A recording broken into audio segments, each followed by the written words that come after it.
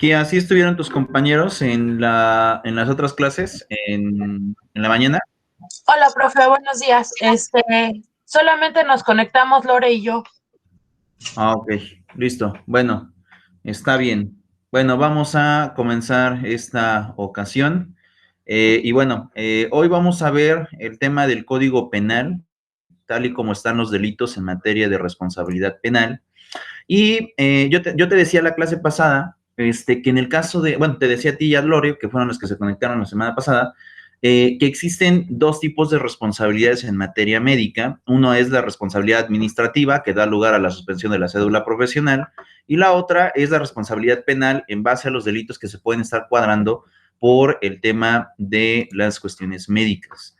Entonces, en este caso, vamos a revisar el tema del Código Penal tal y como está establecido, ¿no? Y cuáles son algunos de los delitos que se te pueden estipular por la atención médica, bueno, por una cuestión de una mala atención, de un incumplimiento de protocolo, en fin, pueden darse diferentes situaciones en base a este tipo de delitos.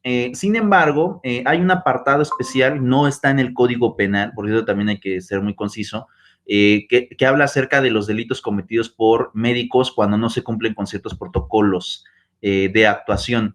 Entonces, en este caso, como el propio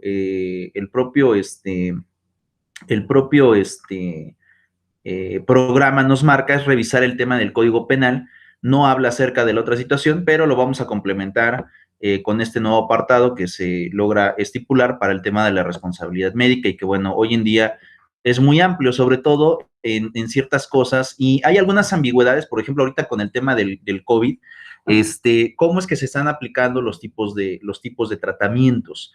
Sí, es que existe algún tipo de protocolo ya establecido que hasta el día de hoy no existe y se deja a libre criterio el tema de los tratamientos, pero sí en el tema de los confinamientos puede haber responsabilidad médica, en el tema de los internamientos también puede haber responsabilidad médica y en fin, es un amplio bagaje de regulaciones que se van a estar estipulando. Te saludo, Lorena, buen día. Buenos días a todos. Listo. Bien, entonces voy a proyectar el tema del código y nos vamos a esa parte.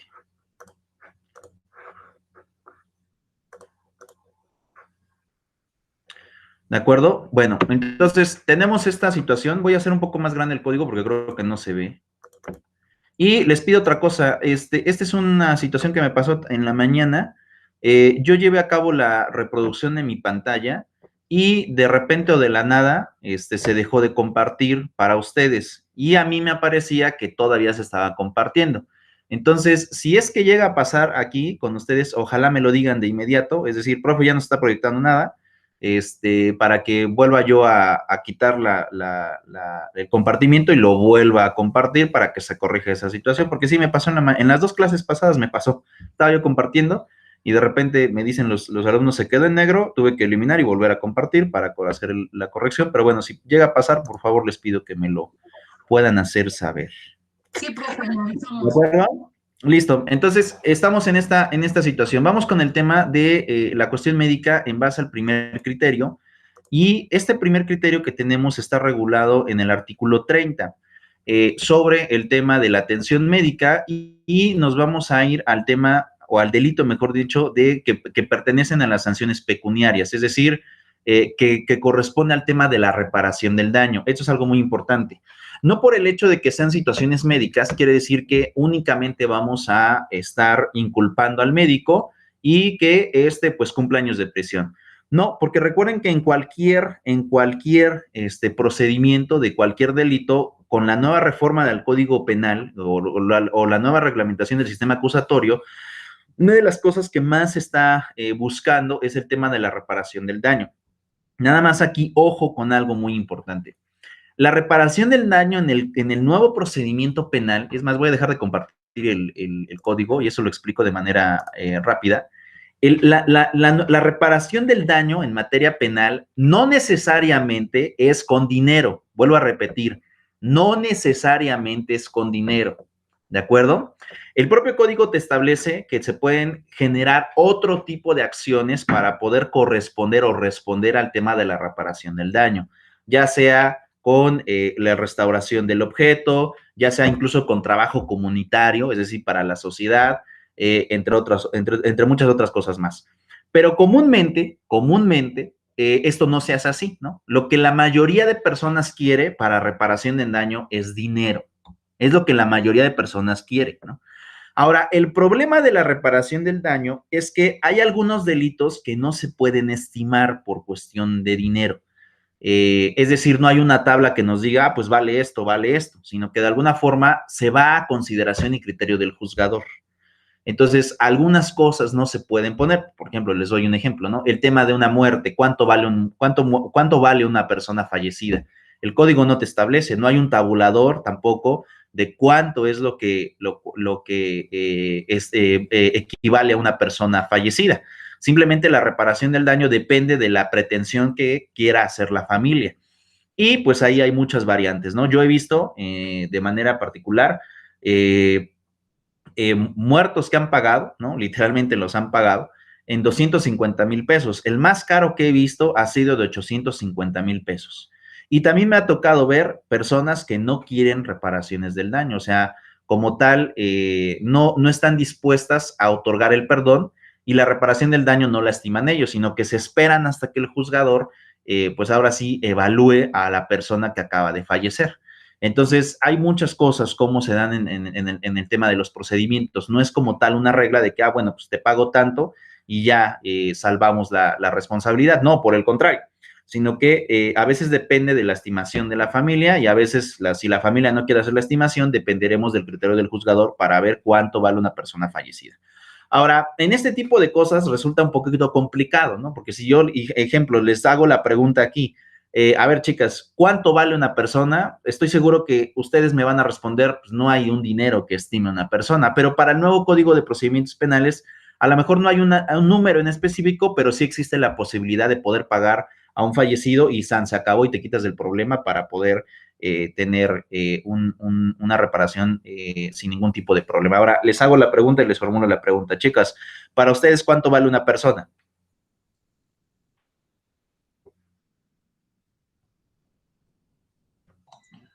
Pues no tiene precio, profe, pero alguna vez platicando en alguna clase, nos comentaba que ponen los precios de acuerdo a la funcionalidad de la persona dentro de la familia.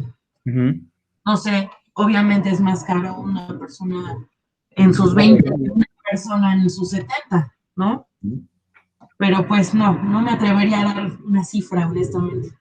Ok, Lorena, ¿para ti cuánto vale una persona? Si te toca estimarla. Es que, bueno, tuvimos de esa clase que está diciendo Kia, creo que nos quedamos con esa idea de que vale dependiendo de la edad, más aparte en lo que estaba laborando. Sí, también. Son factores que se atribuyen para poder evaluar a una persona, pero son factores que se toman en cuenta, pero como tal un valor en específico de la persona no existe. No. Ok, ahora hago la pregunta, para ti, de manera personal, ¿cuánto vale una persona?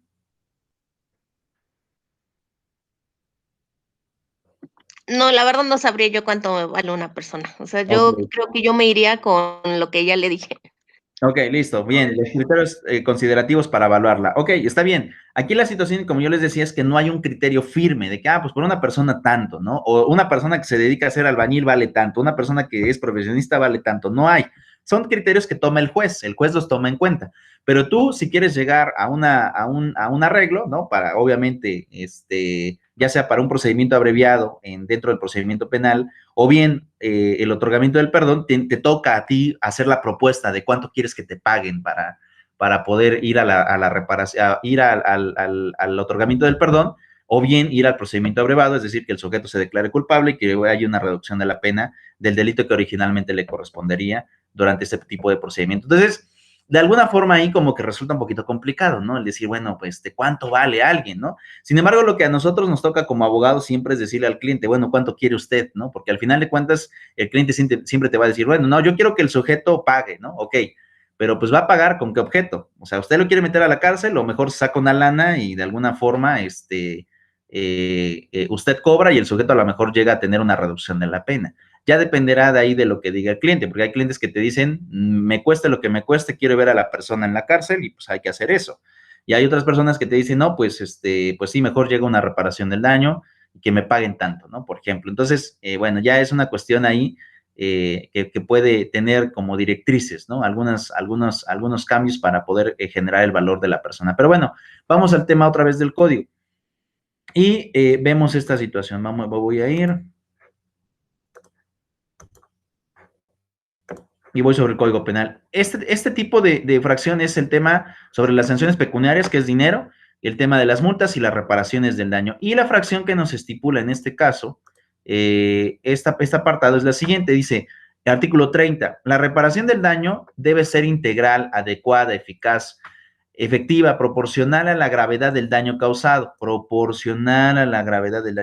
y la afectación sufrida, que comprenderá cuando menos, y viene esta parte, la restitución de la cosa obtenida por el delito, ¿no? Si es que es algo material. Y si no, entonces, la indemnización del daño material o moral causado, excluyendo la atención médica y psicológica, ¿de acuerdo? Es decir, la reparación del daño no va a incluir, en el caso de las lesiones, lo que cuesta la atención médica. Eso no va a incluir, ¿de acuerdo? Pero eso obviamente va a influir en la comisión del delito, en la gravidez de la comisión del delito, para que el juez tome en cuenta si te aplica la mínima del delito o te aplica la máxima o una media dentro del delito. ¿Vamos bien? Sí, profe. Ok, después tenemos el tema de libertad preparatoria y retención. Esa nos habla acerca de las prescripciones médicas, es decir, hay personas que no pueden estar confinadas por la comisión de delitos, por la condición médica que tienen. Hay condiciones que ya pues son pues, literalmente bastante graves y que requieren que de alguna forma exista cierta cierta atención a través de un nosocomio y no esté recluido, pues sí, literalmente por una cuestión delictuosa. Después viene, por ejemplo, el tema también de la libertad, ¿no? Eso también influye con el tema de las prescripciones médicas, ¿no? Es decir, cómo es que una prescripción médica te puede cambiar la condición de libertad, ¿no? En este caso, por cuestión de algún tipo de enfermedad, siempre y cuando haya un médico que certifique, sabes que esa persona no puede estar recluida porque cuenta con tal padecimiento y ese padecimiento a lo mejor no es posible que se lleve a cabo dentro del centro de reclusión. Y otra, fíjense que en este caso hay un doble discurso en este artículo, que es el artículo 1395 bis, y que bueno, este sí habla ya sobre cuestiones de narcóticos y demás, pero tiene que ver con el tema de la prescripción de medicamentos. Y vean esta situación. Para empezar, dentro de los medicamentos, nosotros sabemos que hay medicamentos que están regulados para atención al público y hay otros que forzosamente necesitan algún tipo de permiso especial o bien ciertas profesiones son las únicas que lo pueden expedir. Entonces, el tema de los manejos médicos ha sido muy complejo, sobre todo ahora con tanta sustancia que llega a existir para poder tener algún tipo de efecto psicotrópico.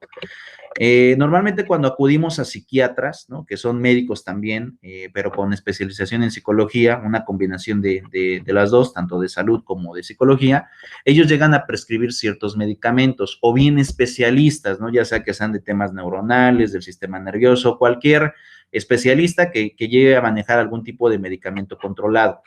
¿Qué es lo que sucede? Bueno, con la regulación y el cambio de los antibióticos, ustedes recordarán, los medicamentos antibióticos anteriormente se podían vender a diestra y siniestra a cualquier persona que llegara a comprarlo. Después de ciertas modificaciones a la ley de salud, esto cambió Y ahora, ¿no? Un tema de antibiótico se tiene que recetar bajo prescripción médica, es decir, debe de existir una receta de respaldo.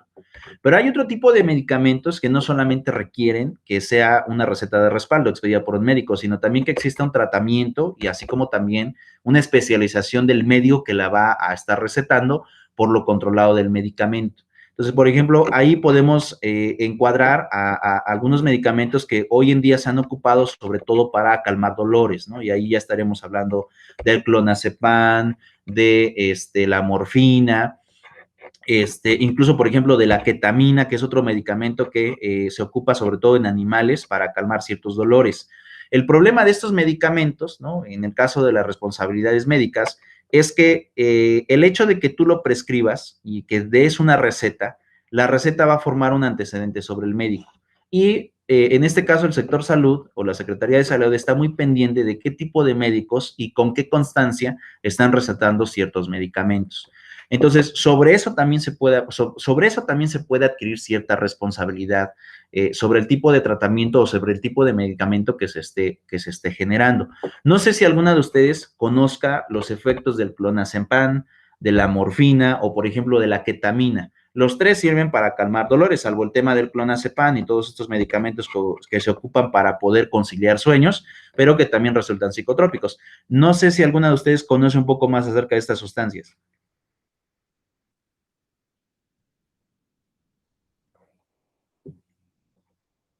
No, por mi parte no, profe. ¿No? ¿Alguna vez han ocupado alguna de estas sustancias? Incluso como común para poder dormir el tema del clonazepam. ¿Alguno de ustedes lo ha ocupado?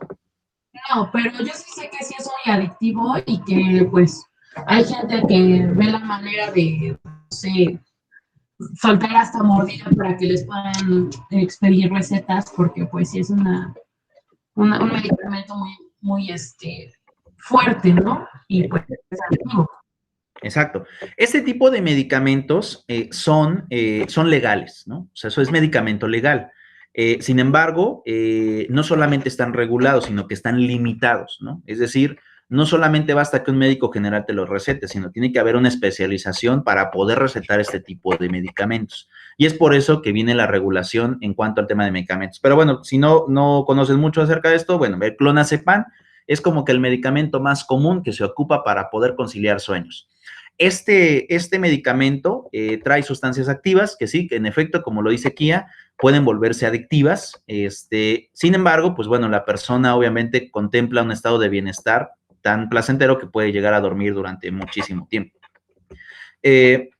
Normalmente se recetan cuando hay problemas neuronales, cuando hay problemas incluso con el sistema nervioso, bueno, hay personas, o bien cuando hay algún tipo de problema de adicciones, ¿no? Adicciones llamándonos en el tema de alcoholismo o en el tema de drogadicción con otro tipo de drogas. Se receta muy frecuentemente y digamos que como que ese sentimiento de placer que antes te provocaba a lo mejor algún tipo de psicotrópico, ahora te lo va a generar a través del sueño. Sí, pero sin embargo sí son muy adictivos este tipo de medicamentos y es por eso que hay que tener mucha regulación sobre esto. El tema de la morfina también se ocupa, pero sobre todo se ocupa para padecimientos que generan mucho dolor. Entonces, en el caso de algunos, lo que es la morfina y el tramadol, que es otro medicamento un poco más fuerte que el tema del paracetamol, que también es como una especie de analgésico, se logran ocupar para calmar ciertos dolores. De igual forma, si se abusa del consumo, puede generar cierta adicción. Estamos hablando de sustancias científicas. Obviamente hay ciertos factores en la elaboración y ciertos elementos dentro de la elaboración de este tipo de medicamentos que resultan muy complicados de poder no tener un efecto secundario por el consumo de estas sustancias. Entonces, por ejemplo, en el caso de la morfina, es un medicamento que se ocupa ya cuando las personas, por ejemplo, no sé si han visto a las personas cuando se queman, y ustedes recordarán, y por eso es muy peligrosa una quemadura, que no es necesario que tú tengas fuego en la mano para poder quemarte. El simple hecho de tener cierta temperatura cerca de la piel, aunque tu zona exterior no esté como quemada, por dentro la piel o por dentro el músculo se va a estar quemando. Entonces, en estos casos, el dolor es muy fuerte, es demasiado fuerte. Es tan fuerte el dolor de las quemaduras que a veces hay relatos de personas, o incluso cuando yo trabajaba en la agencia del Ministerio Público hace ya muchísimo tiempo, recuerdo que los médicos nos manifestaban que las personas quemadas a veces llegaban a presentar dolor aún dormidas. Es decir, aún de que consiguen el sueño, pueden seguir quejándose obviamente, del alto dolor que llegan a presentar en el cuerpo. Y es por eso que se les inyectaba este tipo de medicamentos, ya sea tramadol, en su estado puro, o bien el tema de la morfina, para que las personas, pues, literalmente llegaran a tener algún tipo de bienestar, ¿no? O ir como salvando el tema de la enfermedad. Son medicamentos demasiado fuertes y, pues bueno, algunas experiencias que he conocido de algunos médicos es que a veces los dolores en estos padecimientos son tan fuertes que ni aún con morfina llegan de sufrir los pacientes del dolor tan inmenso que llegan a sentir. Entonces, pues bueno, imagínense ya cómo está tener un padecimiento de esta naturaleza. Sin embargo, sí, se vuelven muy, muy adictivas. Otra de las cosas que, por ejemplo, también se ocupaba, por ejemplo, eso se ocupa en Estados Unidos, en México no, pero en Estados Unidos sí se ocupa, en Estados Unidos y Canadá, por ejemplo, es el tema de la inyección cuando las personas sufren cáncer o tienen algún tipo de quemaduras, son los como padecimientos de donde se conoce pueden llegar a tener dolores aún más extensos de lo que posiblemente podríamos comprender. Se puede ocupar el tema de la inyección de heroína, cuando ya el dolor es completamente, pues sí, insoportable, ni con los medicamentos que te están suministrando logras tener una baja del dolor. Llegan a veces a inyectar en Estados Unidos o Canadá el tema de la heroína para que el sujeto pues se mantenga, pues ahora sí llamándolo drogado, y no resienta el tema del dolor del cuerpo. Entonces es como una por otra, ¿no? Quitas el dolor, pero también al mismo tiempo pues te vuelven como una especie de adicción. Es complicado, ¿no? En ese sentido. Y por otro lado está el tema de la ketamina, que es otro medicamento que también se llega a ocupar, pero es exclusivo de uso veterinario. El problema, ¿no? Y ahora con el tema de la responsabilidad médica también, es que no se prescribe para uso humano, simplemente se debe de prescribir para uso veterinario.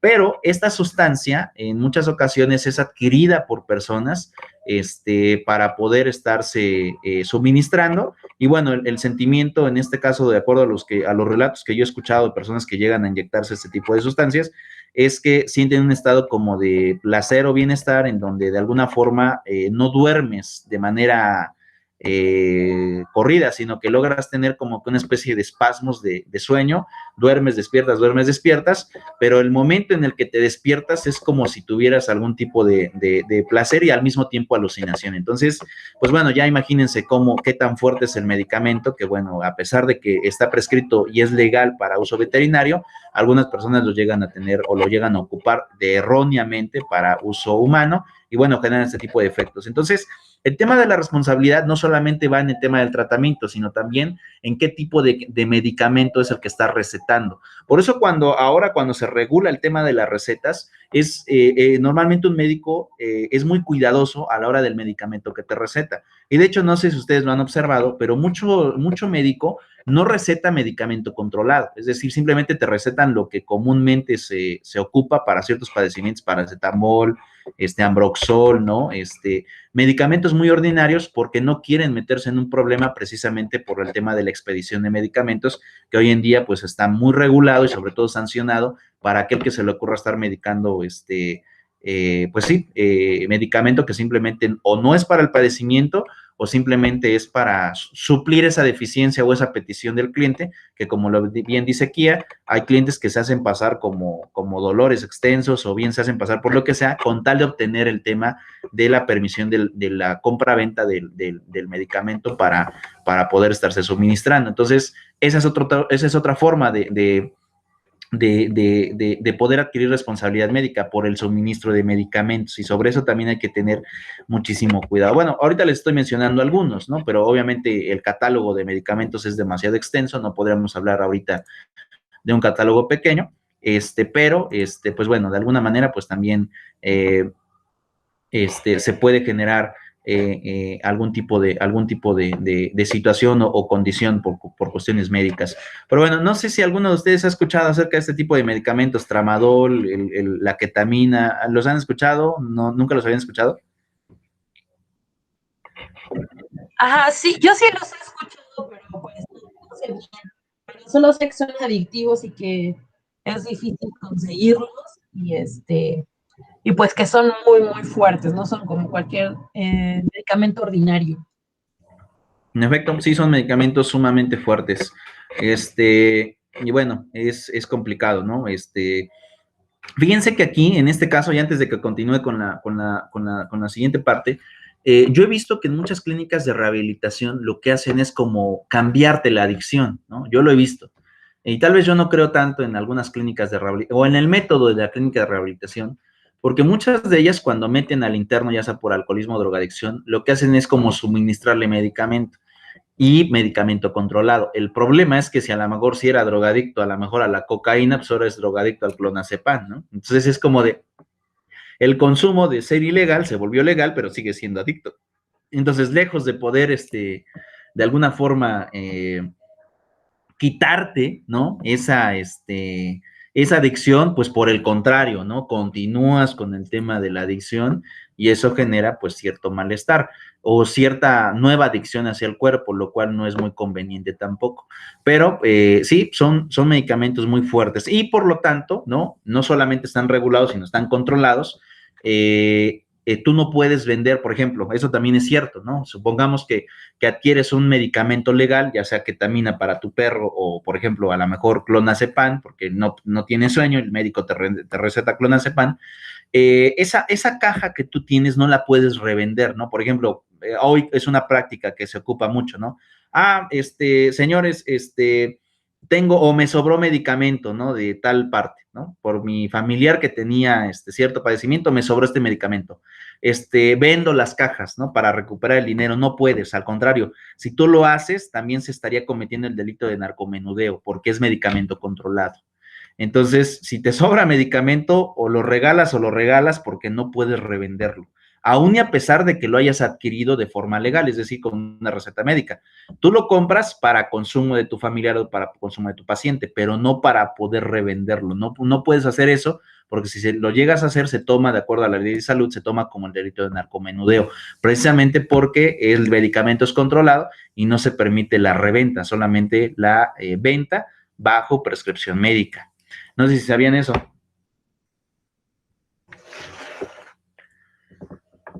Sí, profe. ¿De acuerdo? Entonces es una práctica que, bueno, yo lo he visto últimamente. Muchas personas ahora venden medicamento que les sobra. Y bueno, si no está controlado, lo puedes hacer. Pero si está controlado, no, porque como son psicotrópicos, la ley ahí, la ley de salud lo estipula como narcomenudeo. Entonces, imagínate que nada más porque se te ocurra vender una cajita, a lo mejor de clonazepam, que ya no lo ocupas, para poder dormir, te estén acusando pues te estén acusando literalmente por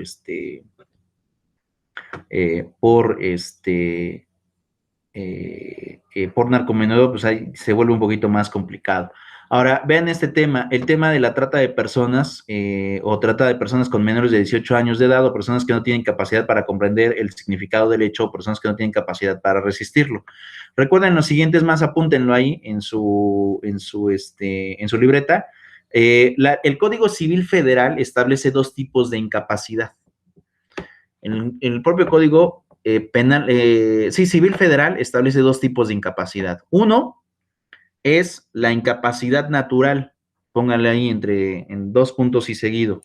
La incapacidad natural es aquella que por algún tipo de enfermedad o padecimiento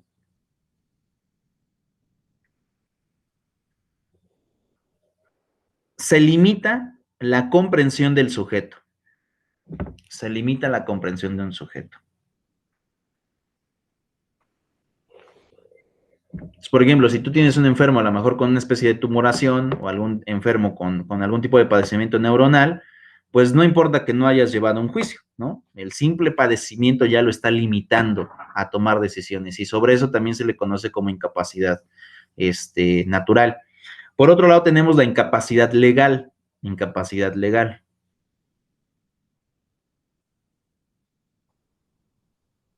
Aquellos que han sido declarados incapaces mediante juicio de interdicción.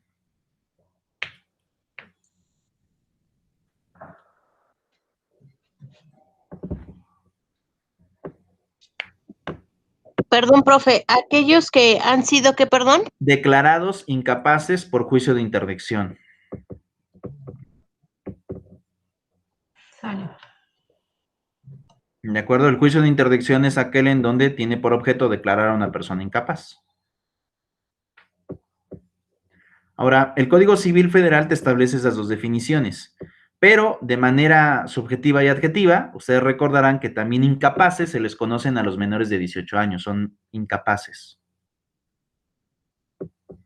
Menores de 18 años también se consideran incapaces. ¿Por qué?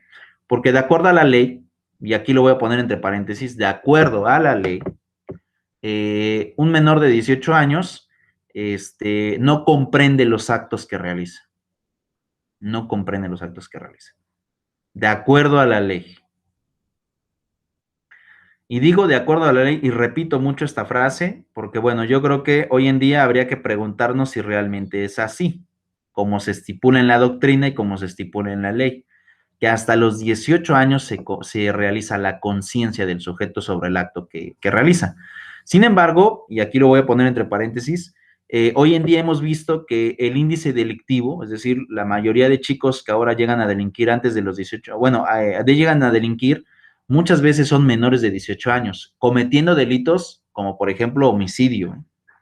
Entonces, hoy se está formulando un nuevo reposicionamiento de si el sujeto es incapaz antes de los 18 años, cuando hemos estado viendo que hay sujetos menores de 18 que cometen el acto de homicidio, no solo por cometerlo, sino porque ya hay una especialización del sujeto, hay un adiestramiento, ¿no? Los meten en escuelas militares, o bien ahora las organizaciones criminales les dan entrenamiento militar, y bueno, hoy tienes a menores de 18 años hasta siendo francotiradores, ¿no? Ya pues ya una especie de entrenamiento muy superior a lo mejor que podría tener un sicario normal, ¿no? Entonces, hoy en día está este posicionamiento de que si se declara a los menores de 18 años como incapaces de manera general, como se ocupaba en el derecho romano y como nosotros seguramente les explicamos a ustedes en materias como derecho familiar y lo demás, o bien se reformula el tema de la incapacidad sobre menores de 18 o se reduce la pena para 16 años por delitos ya a lo mejor de alto impacto o para alguna otra situación sobre otras materias. Todavía es un debate que se está generando, pero digamos que la doctrina, ¿no? Nos dice que menores de 18 son incapaces, ¿no? Eso es lo que nos dice la doctrina. Pero bueno, habrá que formularnos esos posicionamientos para ver si en realidad un niño es incapaz. Que yo no sé lo que piensen ustedes, chicos. ¿Ustedes creen que un menor de 18 años que comete homicidio creen que sea incapaz de comprender el acto que está realizando? Con entrenamiento militar y con armamento altamente especializado, ¿creen que sea así? ¿Que sigan siendo incapaces? No, profe, yo creo que tiene toda la capacidad, porque saben perfectamente, desde el momento en que los entrenan y saben lo que están practicando, entrenando y aprendiendo, creo que se están dando cuenta de lo que son capaces de hacer. Kia, no seas malita, te escucho sumamente lejos, me costó mucho trabajo poder escucharte. ¿Me podrías repetir lo que me dijiste, pero un poquito más pegada a tu computadora? Sí, profe. Yo creo que desde el momento en que ellos, obviamente no nacen sabiendo, están practicando, están aprendiendo a ser tiradores, aprendiendo a mover el arma, a trabajar no sé, sus partes, todo.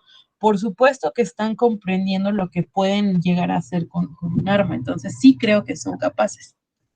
Bueno, les decía, hasta el día de hoy todavía la doctrina y la propia ley establece que los menores de 18 años son incapaces, pero el debate está en que si se baja la etapa de punibilidad de 18 a 16 años, aunque lo que hemos estado viendo, sobre todo en delitos de alto impacto, que son, por ejemplo, el tema del homicidio, es que hoy en día hay menores de los 16 que ya tienen entrenamiento de esta capacidad, o sea, ya menores, estamos hablando de menores de 16, por ahí entre los 12 y los 14 años, de los cuales pues ya hay niños que ya, pues sí, bueno, no serían niños, serían adolescentes, ¿no? Ya hay adolescentes que ya están cometiendo este tipo de delitos con entrenamiento, ya no es nada más por una cuestión de impulso, ¿no? Sino ya es una cuestión de entrenamiento, sofisticación, bueno, técnicas de supervivencia, muchas otras cosas más que los llegan a enseñar. Y bueno, es un poquito complicado cuando cuando se establezcan este tipo de situaciones. Y bueno, sobre esta situación, pues bueno, está también el tema de este delito, ¿no? Y la trata de personas, y te establece eso, ¿no? Por ejemplo, aquel que ejerza sobre la víctima en virtud de una relación laboral, docente, doméstica, médica o cualquier otra que implique una subordinación a la víctima, también se considera como trata de personas.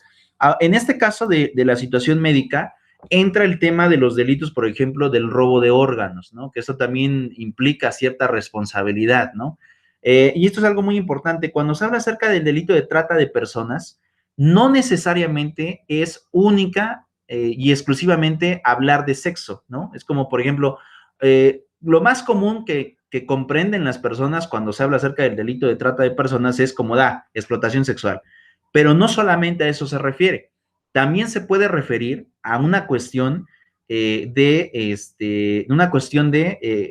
de órganos, o también se puede generar a una cuestión de explotación laboral. Ahora ustedes recordarán, pues si han visto a muchos niños que piden dinero en la calle, muchos de ellos también son o están siendo víctimas de trata de personas, porque las personas a lo mejor los venden o los adquieren como si fueran objetos, ¿no? Que no lo son, son personas, pero ellos no lo ven así, ellos lo ven simplemente como adquirir un objeto, y este objeto me va a ayudar a pedir dinero a lo mejor en las calles, o tiene que trabajar para mí para que me empiece a generar dinero. Entonces, eso también se incluye dentro del delito de trata de personas. Entonces, en esas tres condiciones, lo que es explotación sexual, explotación laboral y el tema del robo de órganos o del tráfico de órganos, entran como el delito de trata. Ahora, ¿por qué me referí específicamente al tema de la venta de órganos, compra y venta de órganos?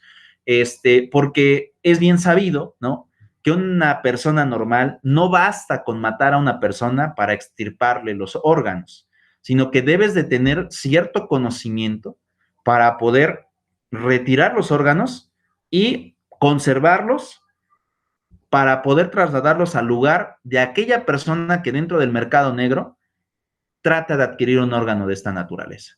Entonces, también hay responsabilidad sobre los médicos que apoyen este tipo de procedimientos, porque bueno, les seré sincero, yo desde mi punto de vista considero que debes de tener instrumental médico especializado para poder extirpar un órgano, debes de tener condiciones también sanitarias para poder extirpar un órgano, debes de tener equipaje especializado para poder transportar un órgano, y también debes de tener ya una red de tráfico para poder hacerlo llegar al lugar de destino. Por ahí alguien me iba a hablar.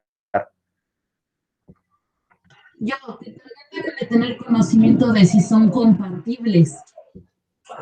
Sí. No seas malita, Kia. ¿Te puedes acercar un poquito más a tu equipo de cómputo? Porque te escucho como si estuvieras como a 4 o 3 metros de tu computadora. Sí, profe, que también se debe ver si son compatibles, entonces debe ser una persona especializada en la salud. En efecto, sí, en efecto, ¿no? Por ejemplo, el tema de los órganos depende, por ejemplo, del tipo de sangre, ¿no? O sea, no es nada más lo extirpo y se lo puedo dar a cualquiera, no. También depende del tipo de sangre que las personas lleven, deben ser compatibles para que se pueda donar. Y también, aún y a pesar de que se logre adquirir un órgano, recuerden que el propio cuerpo de aquellos que reciben la donación pueden rechazar el órgano que se les está suministrando. O sea, no siempre, aún y a pesar de ser compatibles en el tipo de sangre, no siempre el propio cuerpo acepta este tipo de órganos. Entonces, pues bueno, es un delito muy complejo, pero lo cierto es que también se puede tener una responsabilidad, porque como les decía, hay un equipaje, hay procedimientos, hay instrumental médico, debes de tener instalaciones, ¿no?, desinfectadas para obviamente no contagiar el órgano, y que cuando lo lleven para la persona que lo piensa recibir, pues ya lleve algún tipo de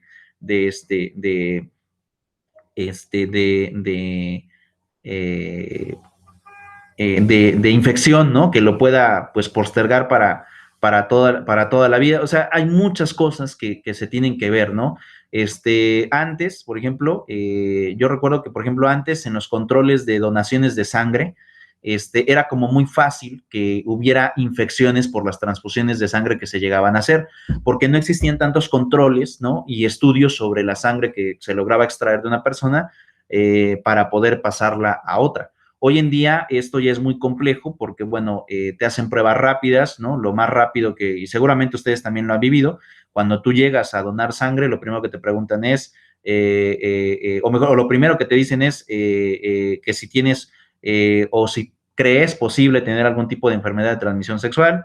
Si es que dices que no, de todas maneras, o si es que dices que sí o si no, cualquier forma que contestes, te hacen a la sangre que te logren extirpar, le hacen un estudio rápido antes de que vaya al estudio pormenorizado, pero el estudio rápido debe ser negativo para que puedan extirparte la sangre, ¿no? Eso es como que el primer estudio que lleguen a realizar, pero si no, hay otro tipo de padecimientos que también son contagiables. Yo, por ejemplo, recuerdo ahorita en este momento una persona conocida que llegué a tener, que su esposa de niña tenía un padecimiento de hígado y creo que en aquellos años ella le transpusieron sangre por ahí de los años 70, cuando esta persona pues era niña, ¿no? Podríamos decir que niña, menos de 10 años. Y lo resultante es que, como antes no había tanto control sobre las transfusiones, recuerdo que la persona cuando llegó a la adultez, es decir, fue mamá, se casó, tuvo a su hija, y después por ahí cuando su hija ya tenía como unos 7, 8 años, ella presentó un problema con el tema del hígado. No recuerdo ahorita la enfermedad que tenía, no era hepatitis, era otro tipo de enfermedad. Lo complicado aquí es que digamos que esa bacteria, porque creo que no era virus, era una bacteria, se quedó como encapsulada, ¿no? Por así llamarlo, inactiva. Y con el paso del tiempo, y con los cambios obviamente físicos que va sufriendo el cuerpo, esta bacteria logró activarse, pues prácticamente para poder infectar todo el hígado y pues prácticamente hacerlo inservible. Entonces la chica que les comento, se vio muy mal, estuvo prácticamente, creo que como 3 años en tema de tratamientos, internada muchas veces, ya casi al hecho de morir.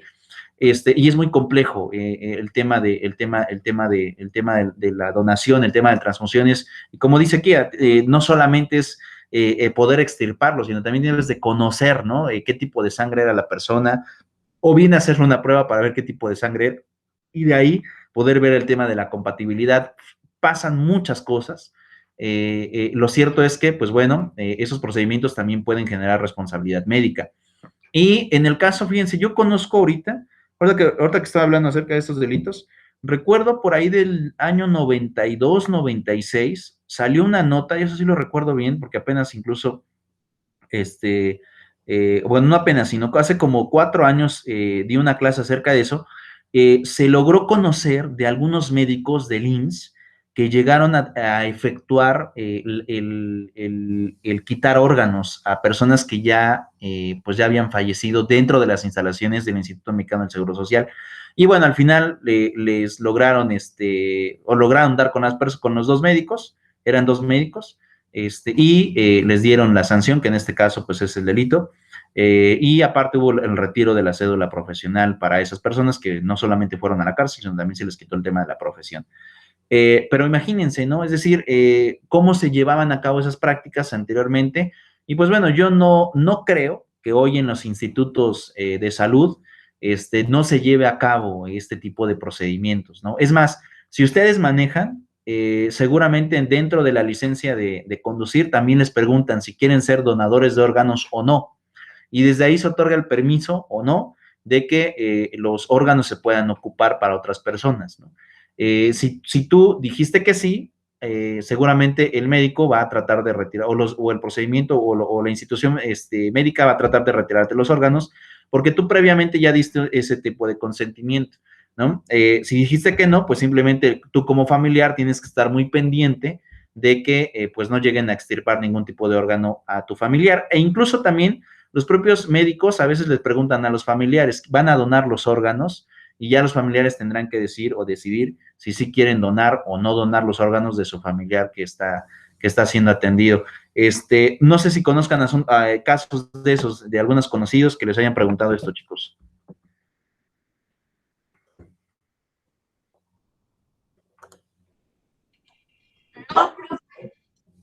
¿No? Pero bueno, es como muy recurrente. No, profe. En el caso de que también te lleguen a decir este tipo de situación. El tema de la pederastía, también, en este caso también hay responsabilidad médica, sobre todo en el tema de los peritajes. Fíjense, se aplicará de 9 a 18 años de prisión y de 700 a 52 años de multa a quien se aproveche de la confianza, subordinación o superioridad que tiene sobre el menor de 18 años, derivada en el parentesco de cualquier grado, tutela, curatela, guardela o custodia, relación docente, religiosa, laboral, médica, cultural, doméstica o de cualquier índole y ejecute, obligue, induzca o convenza a ejecutar cualquier acto sexual con o sin su consentimiento. El tema de la pederastía. ¿De acuerdo? Entonces, en este caso, y para lo que iba, va sobre el tema de los peritajes. Hoy en día, cuando tú contratas un perito, en el tema de delitos sexuales, sobre todo, por ejemplo, el tema de la fiscalía es el primer médico, el médico legista, el que hace una evaluación sobre este tipo de delitos, cuando llegan las víctimas y manifiestan que han sido objeto de algún tipo de violación, de algún tipo de abuso sexual o algún tipo de agresión vía sexual, emiten una determinación médica. Y bueno, no solamente el tema de los médicos legistas, sino que también los médicos particulares que emitan peritajes también pueden alcanzar una responsabilidad médica cuando estén dictaminando algo que en realidad no es verdad. Y sobre eso también viene el tema de la responsabilidad. Entonces, ahí siempre se tiene mucho cuidado en este tipo de delitos, porque no son cosas sencillas. Y por otro lado, a pesar de que no sean cosas sencillas, también, digamos que por poco dinero, hoy las personas no se avientan a dictaminar algo que pudiera resultar, en realidad, mentira, ¿no? Porque sí hay un tema bastante complejo en el tema en el tema de delitos sobre menores, en este caso sobre la pederastía, ¿no? Que también, pues, los dictámenes médicos que se están ejecutando también pueden caer ahí sobre responsabilidad. No solamente es el sujeto que cometió la conducta, sino también aquel que dictamine que no es verdad o que sí es verdad a base de mentiras o a base de no tener el fundamento probatorio suficiente para poder dictaminar alguna de estas dos situaciones. Y bueno, sobre el tema de pederastía, no me gusta mucho hablar acerca de estos delitos, pero incluso recordarán, no sé si estuvieron pendientes de ahora de las campañas de Estados Unidos, el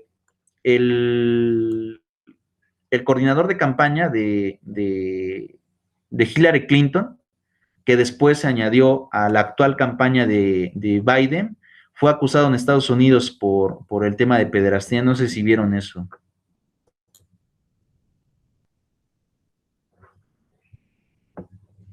Sí, estuvo muy sonado, profe, que tenían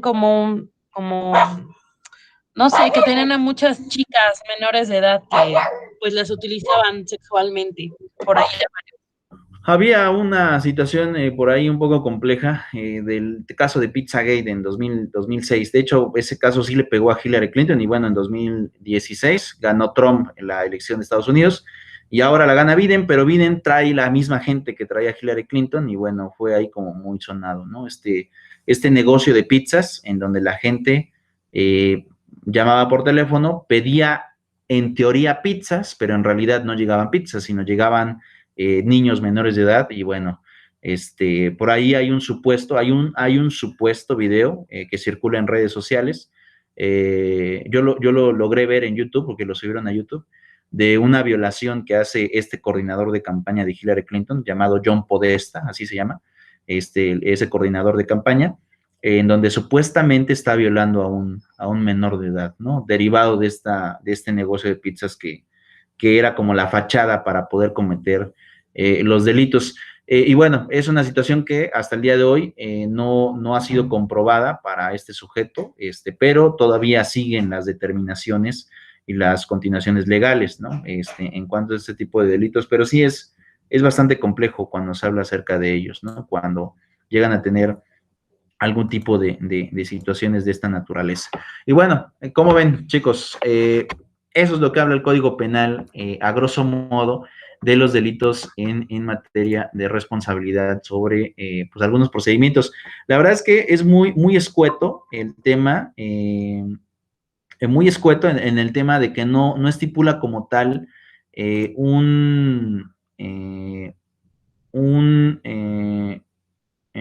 ¿cómo llamarlo? Un delito en particular que implique como tal el tema de la responsabilidad sobre un médico, sobre una conducta específicamente especializada. Entonces, esto genera un poco de complejidad porque tienes que ir a la interpretación para poder cuadrar el tema de la responsabilidad médica. Sin embargo, independientemente de la interpretación, este documento que tengo, me gusta mucho porque te estipula a partir de dónde viene el fundamento, cuál es el artículo que vamos a interpretar del Código Penal y cómo se van a cuadrar, en este caso, los elementos del delito, el tema de la tipicidad, la antijuricidad, la punibilidad, para poder revisar el tema de la responsabilidad médica. ¿Sí lo pueden ver? Aún no. ¿Ya?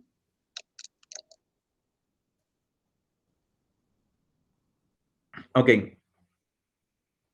Entonces, tenemos esta parte, fíjense, capítulo 2 dice, responsabilidad médica, responsabilidad del médico, responsabilidad penal del médico. Dice, se genera esta responsabilidad personal del profesional médico que ocasiona el daño de su acción u omisión lesiva que esté tipificada en el Código Penal como constitutiva de un delito o de una falta, a lo cual hace referencia el artículo 228 del Código Penal Federal, el cual establece y te dice lo siguiente.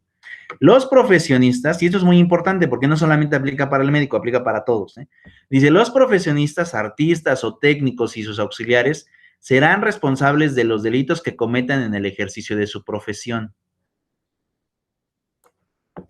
En los términos siguientes y sin perjuicio de las prevenciones contenidas en la Ley General de Salud o en otras normas sobre el ejercicio profesional en su caso, ¿de acuerdo? Que en ese sobre la Ley General de Salud, es lo que les decía, viene la adecuación, pero vean lo que dice, 1. Además de las sanciones fijadas para los delitos que resulten consumados, según sean dolosos o culposos, se les aplicará la suspensión de 1 mes a 2 años del ejercicio profesional o definitiva en caso de reincidencia.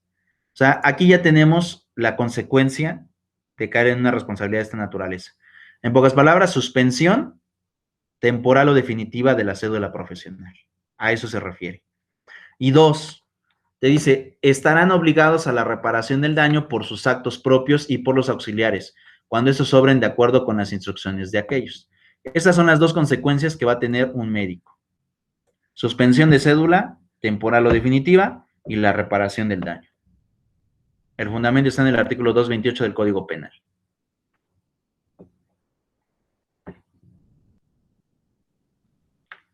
¿Listo? Sí, profe. Ok.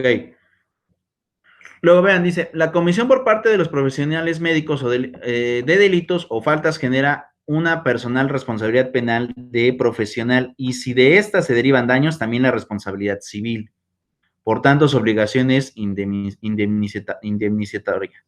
Es decir, que la ejecución de un hecho descrito en el Código Penal como delito o falta obliga a quien lo realiza a la reparación de los daños y perjuicios causados por la comisión del delito o falta. La responsabilidad penal es una responsabilidad personal y ello implica que la sanción condena penal prevista solamente puede ser cumplida por la persona que directamente es el autor del delito o la falta. Por tanto, el médico responderá de la sanción penal y su entidad aseguradora si tuviera concertado una póliza de responsabilidad civil que afrontará el pago de indemnización por las lesiones ocasionadas. He de decirles algo, chicos. Actualmente, cuando se establece el tema de las pólizas de responsabilidad civil, hay aseguradoras de médicos también. Es decir, los médicos logran contratar un seguro por si llegaran a tener algún tipo de responsabilidad por algún procedimiento que hayan ejecutado, el seguro cubre la reparación del daño y cubre de alguna manera el tratamiento de la persona que haya sufrido este pues mal practicado procedimiento. Incluso he de decirles en este caso, en esta institución, no sé si conocieron a las chicas al grupo que ya salió hace un año de la carrera de Derecho de la universidad, que era Magda, era Carolina, Adriana, no sé si las llegaron a conocer a ellas, chicas.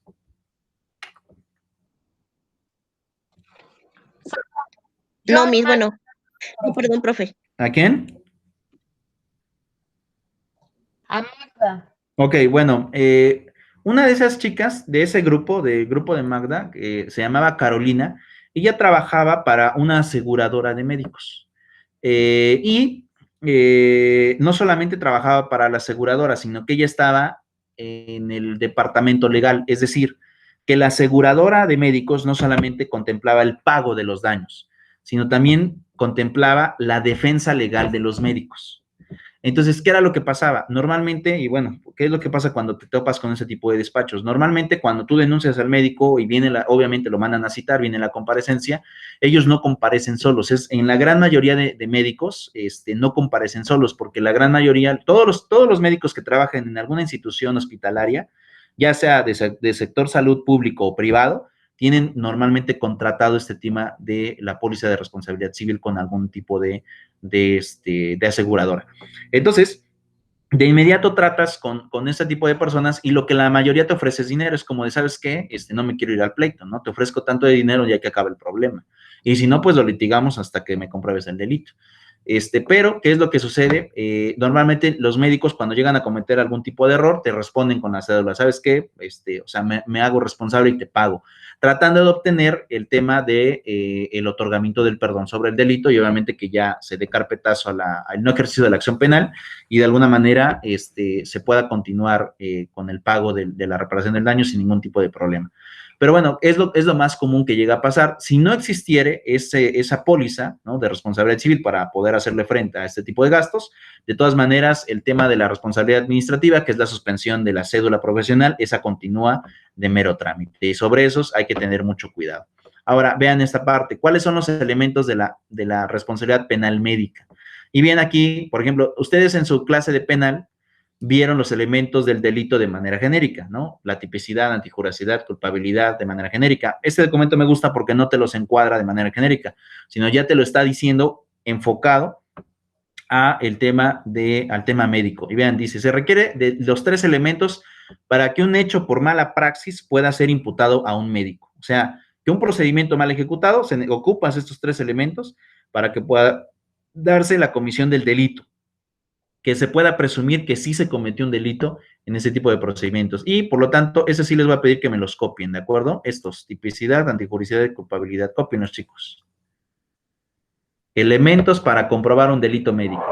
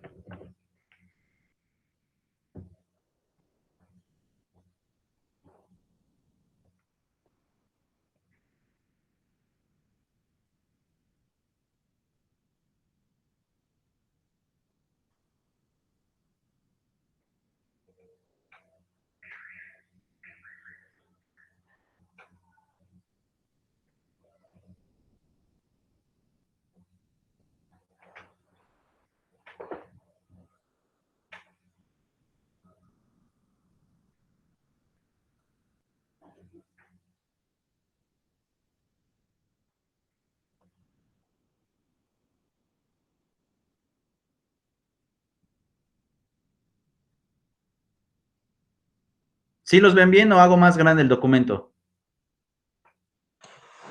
Así está bien, profe. ¿Sí?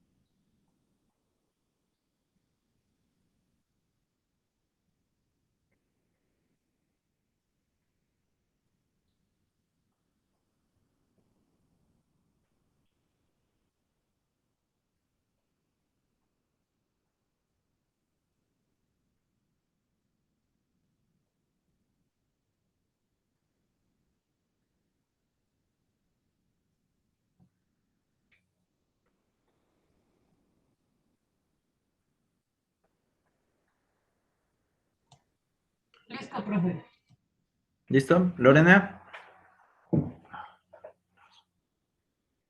Solo me faltan 2 renglones. Hecho. Te espero.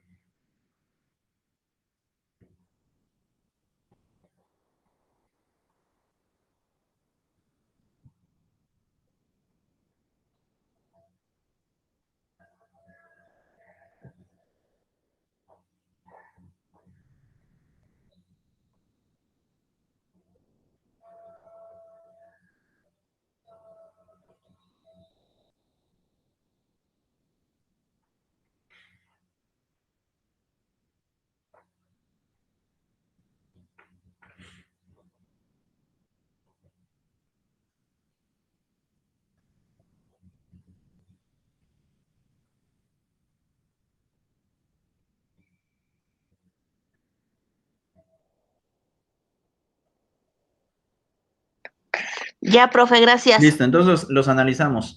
El tema de la tipicidad, te dice, la ley penal definirá el hecho punible de manera inequívoca. En este caso es el artículo 228, el 228 del Código Penal, más el tema de la Ley General de Salud. En la Ley General de Salud también se explican conductas que se pueden cometer para poder tipificar un delito como tal para un médico. ¿De acuerdo? Entonces, en este tipo de delitos operan 2 leyes. Ley General de Salud y, por otro lado, el tema del Código Penal Federal. Ok, antijuricidad. Para que una conducta típica sea punible, se requiere que lesión o ponga en peligro sin justa causa el interés jurídico tutelado por la ley. Listo. Este creo que ejemplo es como el más común que llega a pasar.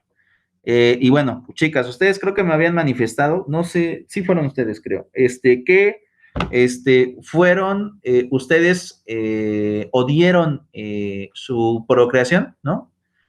A través de cesárea. Y bueno, sobre ese sentido, debe de haber una inducción del médico con anestesia.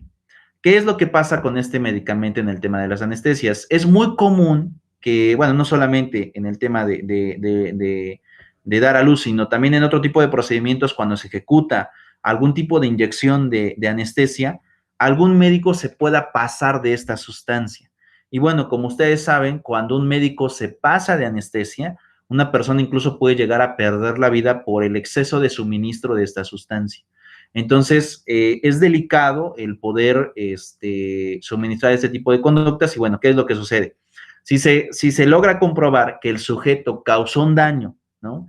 A aquel que había sido su paciente, con un objeto determinado, ya sea por equivocación o por lo que sea, si es por equivocación, a lo mejor sí se puede cuadrar el delito de homicidio culposo, pero si es directamente por una decisión, entonces sería homicidio doloso del exceso de suministro de algún tipo de sustancias que a lo mejor altere el estado físico normal de una persona. Entonces, es como que muy común que se lleven a dar a cabo este tipo de casos en donde hay un exceso de suministro de sustancia en el caso de la anestesia. No siempre se da, pero es como que lo más recurrente cuando alguien llega por un tema de responsabilidad médica es que me pasó de anestesia, ¿no? Y casi llego a broncoaspirar o casi llego a caer en estado de coma por alguna situación de ese exceso de sustancia. No sé si a ustedes les suministraron anestesia, yo creo que sí, ¿no? Aunque sea local, pero sí les debieron de haber suministrado. O no sé si ese procedimiento haya sido general, o sea, todo el cuerpo las inhabilitaron. Sí, la epidural solamente de la cintura para abajo. Ok. Lorena. También, profe. Ok. Solo fue esa. Tengo una pregunta. Después de que le suministran el tema de la anestesia, no sé si a lo mejor durante sus vidas les hayan operado por alguna otra situación y también les hayan incluido el tema de la anestesia. No sé si logran ustedes observar algún tipo de cambio o algún tipo de secuela, a lo mejor temporal, por el suministro de esta sustancia.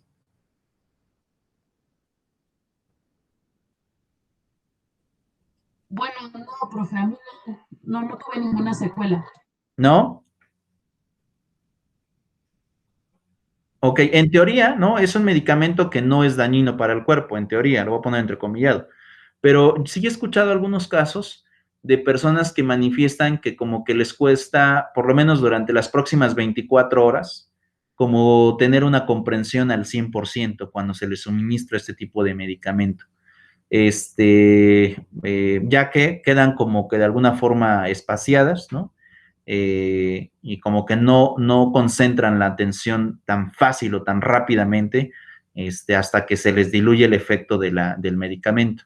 Pero bueno, es una situación que tiene que darse, o cualquier otro tipo de conducta, siempre y cuando sea punible y de alguna forma ponga en peligro, sin causa justa, la situación de una persona. Es más, cuando tú vas a un procedimiento médico quirúrgico, normalmente tienes que firmar autorizaciones, ¿no? Es decir, el médico te pasa a una oficina y te dice, ¿sabes qué? Me tienes que firmar que me estás autorizando que te voy a proveer este procedimiento, que te voy a inyectar este tipo de sustancias y que de alguna forma liberas de responsabilidad al médico cuando se ejecute este tipo de acto. No sé si también ustedes han llegado a escuchar de personas que firman estas autorizaciones o ustedes mismas firmaron una autorización de esta naturaleza. Profe, bueno, antes de esa pregunta, yo le quería comentar que una prima cercana tuvo una operación, igual fue por el nacimiento de su hija, y se pasó el médico de lo de la anestesia. ¿Sí se pasó? Entonces, sí, entonces lo que tuvo es que ya no podía caminar, pero estuvo así como una semana, y la tuvieron, no sé qué secuela fue que dejó en su cuerpo, que ya no pudo caminar en toda esa semana, y la tuvieron que volver a operar debido a la secuela de la anestesia. ¿De verdad? Sí. Es delicado entonces, ¿no? Sí, estuvo delicado. Bueno, pues sí, es complejo, en realidad es complejo. Cualquier procedimiento quirúrgico es complejo, ¿no? Es más, ahora con el tema del aborto, estoy seguro que va a haber ahí algunos médicos, si es que lo llegan a probar, ¿no? Que ven que ahorita en Argentina, este fin de semana, por cierto, creo que fue exactamente el 23, el 30 o 31 de diciembre, hace días. No, fue en la madrugada, bueno, fue del 29 para el 30, fueron 10 horas que estuvieron ahí debatiendo y sí la aprobaron. Exacto. Seguramente para México vendrá el debate el próximo año, para el tema de la despenalización en toda la República.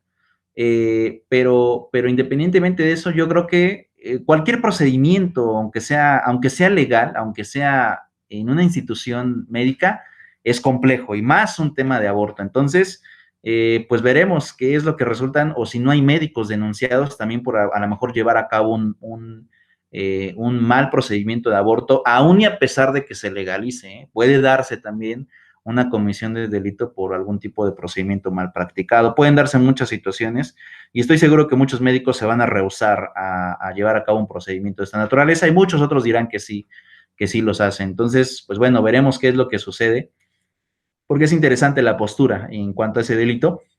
Y bueno, ahorita Argentina es el tercer país latinoamericano que ya lo despenaliza como tal, el tercer país. Veremos si es que México, yo creo que sí, vendrá el debate fuerte y veremos si es que lo llegan a regular y también cómo se regula el tema del aborto. Pero bueno, ahí viene el tema de la responsabilidad, también va a haber responsabilidades médicas seguramente por ese tipo de procedimientos y bueno, por lo que tú nos comentas, Lorena, pues imagínense, ¿no? Lo delicado que a veces es simplemente inyectar un líquido, ¿no? Un medicamento.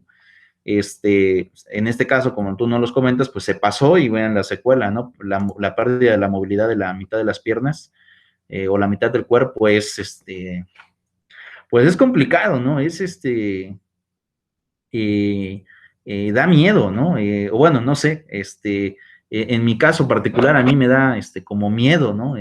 Someterme a un tipo de procedimiento médico quirúrgico de cualquier índole, ¿no? Siempre prefiero como que salvar ese tipo de cosas porque sí, me causa como cierto temor el poder llegar a una operación o algo así, pero bueno, pues a veces no es por el procedimiento, sino por el tema de la anestesia, en fin, son cuestiones que a lo mejor, llegan a pasar, y seguramente no seré el único, ¿no? Habrá muchas personas que también, pero bueno, si hay una mala praxis, se puede llevar a cabo el tema de la responsabilidad. Después vamos con el tema de la culpabilidad, del tercer elemento del delito que se debe de cumplir. Dice, para que una conducta típica y antijurídica sea punible, debe realizarse con culpabilidad. Queda proscrita toda forma de responsabilidad objetiva, ¿no? En este caso es, entre otras cosas, que se tenga como tal el hecho de realizar un procedimiento, ¿no? Ya sea que no lo hayas querido hacer, pero lo causaste, sería culposo, pero si lo hiciste con toda intención, pues obviamente va a ser doloso, el delito va a ser doloso, pero se tiene que ver cuál es tu papel en la configuración y participación dentro de la comisión del delito para que pueda cuadrarse una responsabilidad de esta naturaleza. Ahora vean, dice, la tipicidad pues tiene que ver con la concordancia entre la conducta descrita con la norma jurídica y en este caso llevada a cabo por el médico. Cuando la ley penal dice al que matare a otro, el que se apropie en provecho suyo o de un tercero, cosa mueble ajena, el que cause otro daño en el cuerpo o de la salud, está adecuando el obrar de una persona a una norma. Se dirá entonces que la conducta es típica y es aquí donde surge la responsabilidad profesional del médico. Entonces, entre otras cosas, si lo mata, ¿no? Si se aprovecha de la condición, si causa un daño, en cualquiera de esos tres se tipifica el tema de la responsabilidad médica. La antijuricidad dice que la relación del daño o peligro de un derecho por causa de un acto humano injustificado si alguien se apodera de un bien ajeno. Con este acto vulnera el derecho de propiedad que otro tenía sobre la cosa hurtada. No es permitido, por tanto, ir por ahí atacando los derechos de los demás. No se permite actuar antijurídicamente. La antijuridicidad es entonces toda conducta contraria a derecho. ¿De acuerdo? De temas generales. Pero, por ejemplo, aquí viene lo que yo les decía hace un momento, ¿no? En el caso de el robo de órganos. Es decir, ya está muerto y tú quieres sacar provecho del fallecido y le extirpas los órganos, ¿no? Cuando no tenías autorización para hacerlo, también hay responsabilidad de esa naturaleza. Aunque bueno, como les decía, hoy en día, si es que ustedes manejan, desde que vas a sacar tu licencia, te hacen esa pregunta, ¿quieres ser donador de órganos o no quieres ser donador de órganos? Pero bueno, ya será cuestión de cada quien como lo pretenda de alguna manera realizar. No sé, chicas, ustedes, bueno, les preguntaré, no sé si ustedes manejan o si tienen licencia, y no sé también si les hicieron esa pregunta, si querían ser donadores o no de órganos. Sí, profe, a mí sí, y yo sí acepté. Ok, tú, Lorena, no sé si manejes. No, ninguna de las dos. Ah, no manejas, no tienes licencia. No. Ok, bueno, es una de las cosas que te preguntan siempre, cuando vas a sacar licencia si quieres ser donador. Yo también, yo sí decidí donar órganos, para cualquier acto, y bueno, pues ojalá no me pase nada a mí, ¿no? Para no llegar a eso, pero si me llega a pasar, pues bueno, ya di mi consentimiento, hasta que se me venza la licencia, ¿no? De que se ejecute un procedimiento pues de esta naturaleza. Para, obviamente, permitir, ¿no? El procedimiento quirúrgico para poder llevar a cabo esta situación.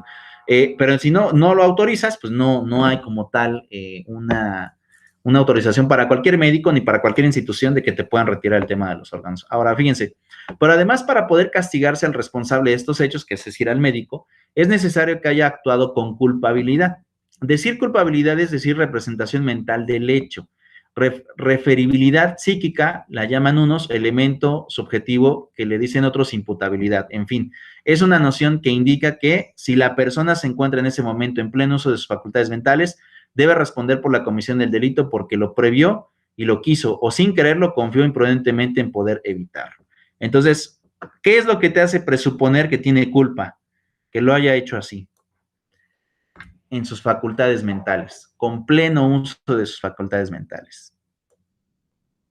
¿Y saben qué pasa?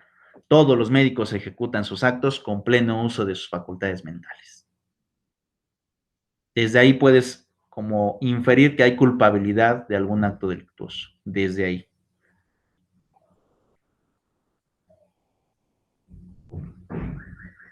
Y obviamente resulta,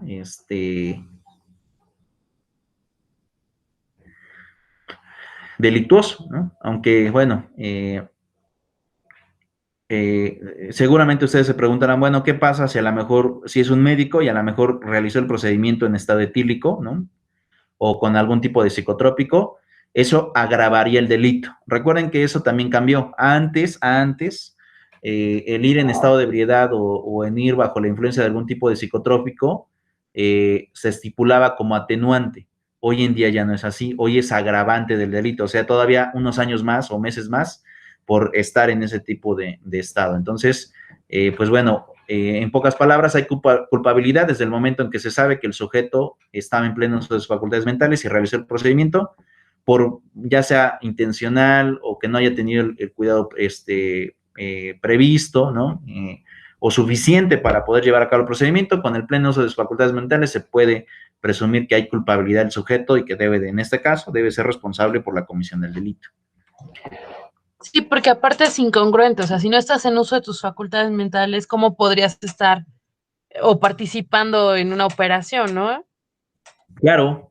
Sin embargo, esto era una práctica también que en el pasado sí se ejecutaba. Es más, usted, en el caso de los abogados, ¿no? Yo he visto muchos compañeros, lo cual no logro explicarme, pero por ejemplo, yo he visto en muchos compañeros de esta profesión que acuden a las diligencias o las audiencias en estado etílico. Así las ejecutan y en realidad pues eso está mal, no se debe de hacer, ¿no? Y así como he visto abogados, también me ha tocado ver médicos que consultan en estado etílico. Y a lo mejor ustedes también a lo mejor han visto este tipo de ejemplos, ¿no? Ambos están incorrectos, están erróneos, no deben de realizarse. Pero si hay médicos que consultan, en este caso, en estado etílico, seguramente habrá alguno de esos que se aventure a llevar a cabo un procedimiento en estado etílico también, ¿no? Entonces, a veces como lo diríamos en clase, ¿no? Lo impensable en la materia penal se vuelve pensable. Es como una contradicción, a lo mejor argumentativa, pero en la praxis sí sucede. No debería de hacerse, pero se realiza. Y eso hace que se cometan los diferentes y distintos delitos que se estipulan en el Código Penal. Cuando tú acudes a un médico, pues obviamente, ¿qué piensas? No, pues no debe de estar completamente en sus 5 sentidos. Pero hay gente que se acostumbra a que los consulten en estado etílico o medianamente etílico. Yo recuerdo, por ejemplo, también, ahorita que estamos hablando, por ejemplo, algunos funcionarios del Poder Judicial, ¿no? Es más, este funcionario que no diré su nombre, pero un funcionario X, era secretario de acuerdos en un juzgado familiar. Y él acudía en estado etílico a trabajar. Y de hecho, cuando tú entrabas a su oficina, olía a 2 cosas, a cigarro y alcohol.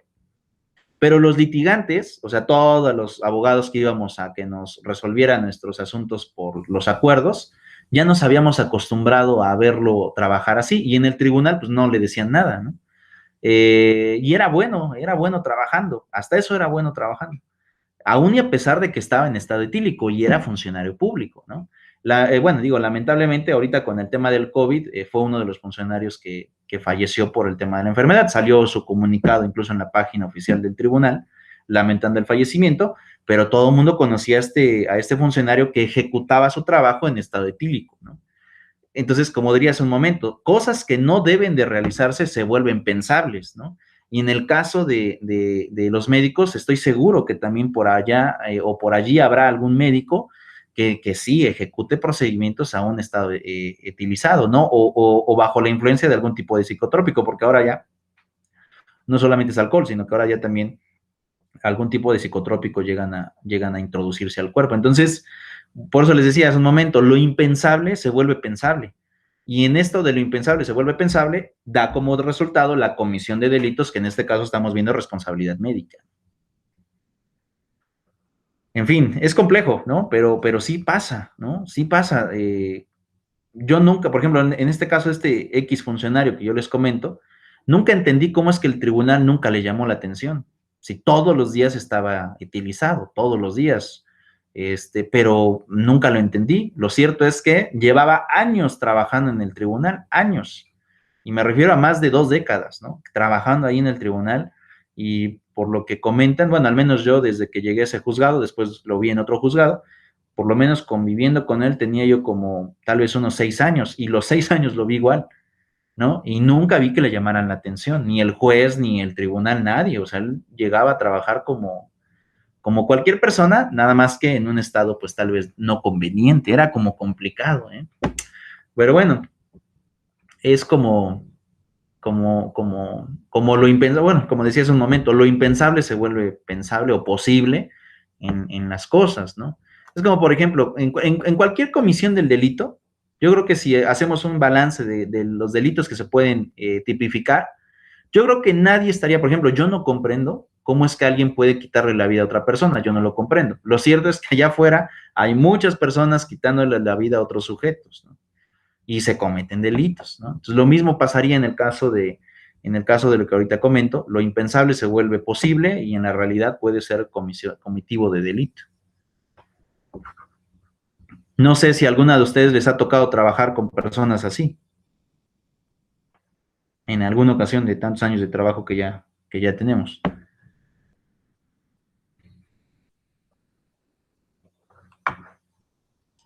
Sí, profe, yo sí tenía un compañero que tenía problemas con el alcohol y pues sí le llamaron la atención varias veces hasta que pues ya lo destituyeron, pero pues fueron muchos años donde como que lo aguantaban porque también dicen, pobre, ¿qué es la de él, no?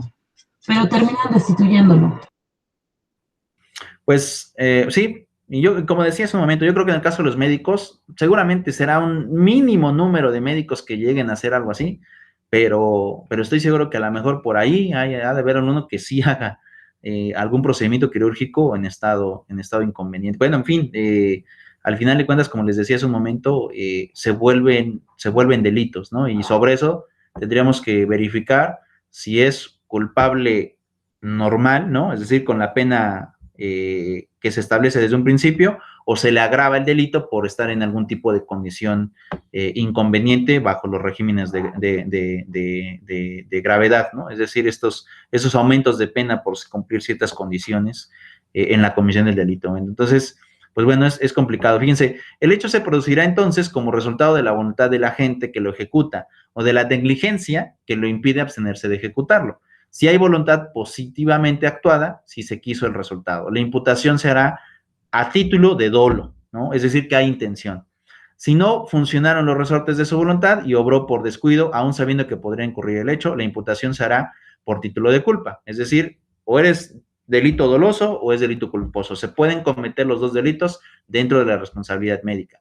Si quiso un resultado y se produjo otro más grave, por imprevisión la imputación será a título de preterintención, es decir, premeditación, y sobre eso sería ya sea culposo o doloso, pero agravado. Recuerden que las agravantes son distintas, así es dolo o culpa, pero se agravaría el delito cuando se premedita alguna condición de esta naturaleza.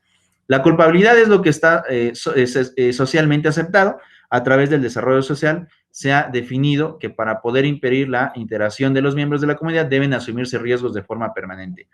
Cada sociedad ha determinado sus riesgos aceptables. Ejemplo, en Roma, ¿no? Los gladiadores, en países hispanos, el toreo, ¿no? En todo el mundo, los viajes en avión, para la sociedad puede funcionar, deben arriesgarse los bienes jurídicos de las personas. Sin embargo, quien pone límites a ese riesgo social es el Estado mismo, delimitando el residuo contractual de cada marca, riesgo permitido y lo que se está estipulando en la materia penal. Entonces, en este caso, hay esos límites, se deben de estipular esos límites. Es más, tú, Kia, incluso cuando estabas investigando el tema de la tesis con el tema de la eutanasia, ¿quién es el que va a poner el límite de que no se atente contra su vida? El derecho. Esa es la traba que tenías tú en el momento del estudio. Pero también, ¿quién puede permitir el atentar contra un derecho tutelado? El mismo sujeto que va a sufrir el cambio, sí, en realidad el estado de cambio en el propio cuerpo, de estar vivo a estar muerto, que lo autoriza previamente para poder llevar a cabo una naturaleza u un procedimiento de esta naturaleza. Entonces, vienen ahora como que las adecuaciones a las figuras, pero lo cierto es que si tú no autorizas, aquel que cometa el delito sobre ti va a tener culpa de lo que se te está de lo que se te está cometiendo, ¿no? Por ejemplo, yo decía, en el caso de tu tesis, recuerdo que era prácticamente lo que conocemos como homicidio-suicidio, ¿no? Este artículo del Código Penal que también daba la tipificación para aquel que asistiera médicamente o asistiera al sujeto que perdiera la vida por el tema de una muerte asistida. Entonces, pues bueno, ahí viene de qué sí se acepta y qué no se acepta. Lo cierto es que los delitos en materia médica, pues al final de cuentas, pueden ser cometidos bajo culpa, bajo dolo, o pueden ser agravados, y también tendríamos que de alguna forma identificar si no hay un asistimiento a la comisión del daño, cuando una persona autoacepta el que le hagan daño, ¿no? Porque eso también puede darse, que se le ocasione lesiones, pero que el mismo sujeto sea quien está autorizando este tipo de lesiones.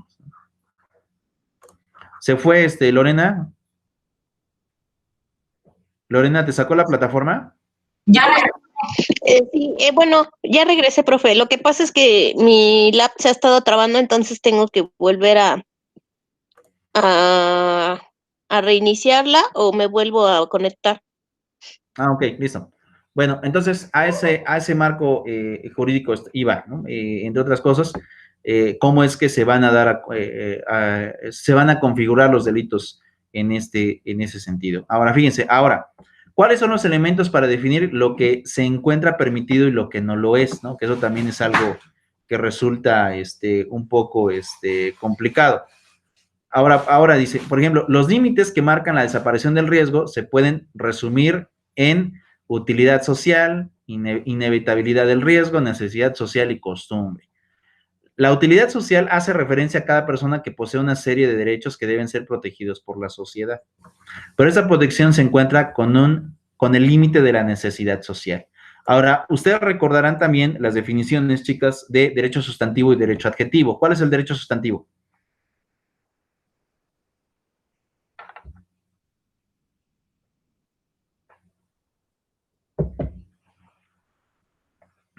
Niñas.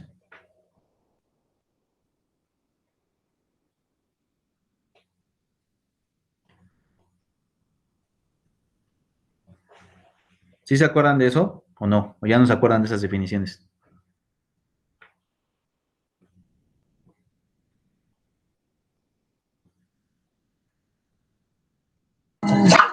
Ay, Del adjetivo yo recuerdo, profe, que es los que están permitidos dentro del ejercicio de un órgano competente. Ajá, bien. El adjetivo. ¿Y el sustantivo? Ajá. No lo recuerdo. El sustantivo es lo que le da certeza jurídica, la seguridad y la certeza jurídica, ¿no? No. El derecho sustantivo es el cúmulo de derechos que tiene una persona a partir de su nacimiento. Es decir, tú puedes adquirir derechos desde el momento en que naces. Por ejemplo, a partir de que naces, tienes derecho a la vida, tienes derecho a la salud, a la seguridad, derecho a educación. Desde que naces, aunque no hagas nada, la propia ley te otorga derechos.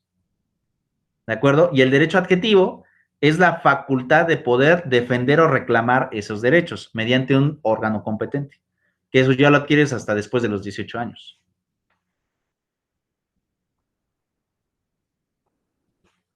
¿De acuerdo? Entonces, ¿qué es lo que sucede? ¿Qué derechos tenemos nosotros que nos protege? La ley nos protege dos: derecho sustantivo, los que tenemos a partir del nacimiento, y los que podemos reclamar o adquirir después de los 18 años. ¿De acuerdo? Pero también te dice, dentro de estos derechos hay cierto límite. Estos límites se pueden generar a partir de esa necesidad social. Ahora, ¿a qué le vamos a llamar utilidad social? ¿Qué dice? La utilidad social se mide al buscar el punto óptimo entre el riesgo en que se colocan los propios derechos y el beneficio que es de tal riesgo se derive o reciba. ¿De acuerdo? Sobre esta misma definición. ¿Qué es lo que pasa cuando alguien va a entrar a operar a una persona? Y en el caso de los médicos, te dicen, ok, aquí me va a afirmar que me está autorizando y que es conocedor de los riesgos del procedimiento y que no se compromete el médico a que, de alguna forma, el procedimiento tenga, ¿no? Los alcances, los alcances provisionales o los beneficios de alguna forma de lo que se prevé del procedimiento. Y te hacen firmar, ¿no? Entonces, cualquier persona que entra a un procedimiento, le hacen firmar. Es más, cuando acudes al propio dentista y te quita las muelas del juicio, ¿qué es lo que hace el dentista para no tener una responsabilidad de que se te infecte la herida y después le puedan llegar a él con un tema de responsabilidad? ¿Qué te dicen? Pues me vas a tener que firmar, ¿no? Me firmas de que eres sabedor de que tienes esta enfermedad o que hay una infección y de que si se llega a complicar no es responsabilidad del dentista y te hacen firmar. Creo que ustedes, no sé si se quitaron las muelas del juicio, yo creo que el médico les hizo firmar una exclusión de esta naturaleza, ¿cierto? Pues de hecho la próxima semana me quitan una, profe, entonces gracias por avisarme. ¿No te has quitado ninguna anteriormente? No, no me han dado lata, ninguna. Ok, bueno, en este caso te van a hacer firmar. ¿Y por qué esta definición entre la utilidad social te dice, ahí te toca decidir entre cuál es el beneficio que puedes alcanzar y el derecho que ya tienes, ¿no? Digamos que por definición, cuando uno nace, ¿no? Ya tienes este derecho a la salud, derecho a la vida, porque la propia Constitución lo establece. Pero si tú lo quieres poner en riesgo es porque seguramente tienes algún tipo de padecimiento. Y ahí ya te toca a ti evaluar qué prefieres. Si quedarte con el padecimiento hasta que se agrave o bien se pueda corregir de forma natural, o bien te arriesgas al procedimiento quirúrgico para obtener a lo mejor una convicción de que puedes llegar a tener un beneficio sobre ese procedimiento. A eso se refiere esta necesidad de utilidad social. Tú tienes que medir y decidir, no solamente mides, sino también decides hasta dónde arriesgas estos derechos que ya adquiriste por la propia Constitución con el procedimiento que se te pretende ejecutar por algún tipo de naturaleza. No sé si cuando ustedes, o bueno, en el ejemplo que estábamos ocupando y por lo que ustedes me comentaron, no sé si cuando ustedes dieron a luz, como era cesárea, les hicieron firmar algún tipo de documento referente al procedimiento que les iban a ejecutar. Sí, profe, junto con el... Sí, profe. Y también entonces a mi pareja también le hicieron firmar. Exacto. Fíjate, cómo viene el alcance, ¿no? El alcance de lo que se va a realizar, ¿no? Entonces, en este caso, a eso se refiere a la utilidad social. Ustedes firmaron, pero también ustedes fueron las que decidieron sobre ese procedimiento y pasaría sobre cualquier otro procedimiento que sea quirúrgico. De igual, a ti como persona te toca evaluar. ¿Qué prefiero? ¿Me quedo con mi padecimiento y que de forma natural se corrija? Puede pasar, pero no necesariamente puede pasar. A veces puede comprometerse una situación ahí que a lo mejor dice, no, ¿sabes qué? Yo no me someto al procedimiento. Yo hace un momento les comentaba, ¿no? Por ejemplo, a mí me da mucho miedo el tener alguna complicación por un procedimiento quirúrgico. Yo prefiero mejor abstenerme. Pero de alguna forma ya será ahí decisión de cada quien hasta dónde arriesga, si se queda ya con su estado tal y como está, o bien prefiere someterlo a un procedimiento médico que implique cierto riesgo de algún derecho que ya sea tutelado y que sea protegido desde el propio texto constitucional. Por ejemplo, vean esto. Ejemplo, al aceptar una intervención quirúrgica por la existencia de una hernia inguinal, ¿no? Debe sopesarse el riesgo de la cirugía sobre el riesgo de no intervenirse, ¿no? No sé si sepan qué es una hernia. Sí, profe. ¿Sí? Bueno, listo. A ver, espérenme tantito, chiquita. Espérenme tantito, porque tengo un problemita aquí con mi perro.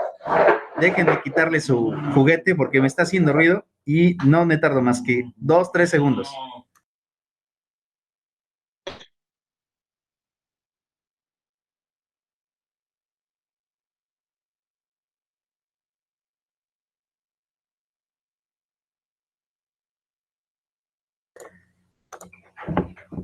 Listo. Es que me estaba haciendo ruido con un traste, ya se lo quité y ya se corrigió. Me imagino que lo escucharon, pero bueno, ya lo quité.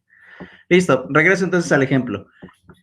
En el tema de la de la responsabilidad. Ok, el aceptar una intervención quirúrgica por la existencia de una hernia inguinal. Una hernia, entre otras cosas, es básicamente como una especie de ruptura del tejido, ¿no? Que es como que de alguna forma algo que llega a pasar por algún esfuerzo físico extraordinario.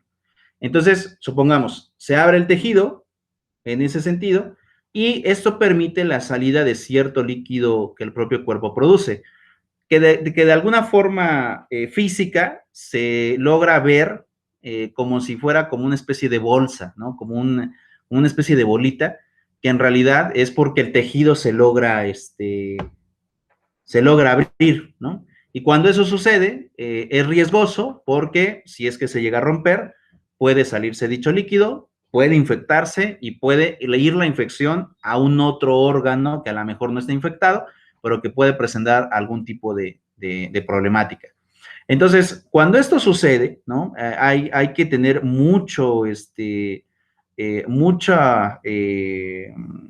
pues mucho cuidado, porque hay que abrir sin causar infección, hay que suturar y hay que mandar un tratamiento médico para impedir precisamente el tema de la infección. Esto puede causar, obviamente, ciertos padecimientos. Entonces, ¿qué es lo que sucede? El procedimiento quirúrgico a veces puede llegar a complicarse, ¿no? Y en esos procedimientos, en muchas ocasiones, no como tal el procedimiento en la operación puedes morir, ¿no? No como tal, pero en el tratamiento o en la vía de recuperación del procedimiento quirúrgico, sí puedes presentar problemas, incluso hasta del hecho de muerte. Entonces, va a depender mucho del cuidado, así como también del tipo de medicación y tratamiento que te dé el médico, para que el sujeto no pueda alcanzar una responsabilidad posteriormente. Porque recuerden, dentro de los delitos, incluso ustedes seguramente lo vieron, existen delitos instantáneos, continuos y continuados. Entonces, dentro de estas clasificación de delitos, en el caso de los continuados, es que aún y a pesar de que exista tratamiento, el sujeto lejos de mejorar, va a empeorar. Y va a empeorar por la condición que se le causó, en este caso en el procedimiento quirúrgico que implicaba el tema de la operación. Ahora, les pregunto, en este caso, ¿sí se acuerdan de esa clasificación de delitos instantáneos, continuos y continuados?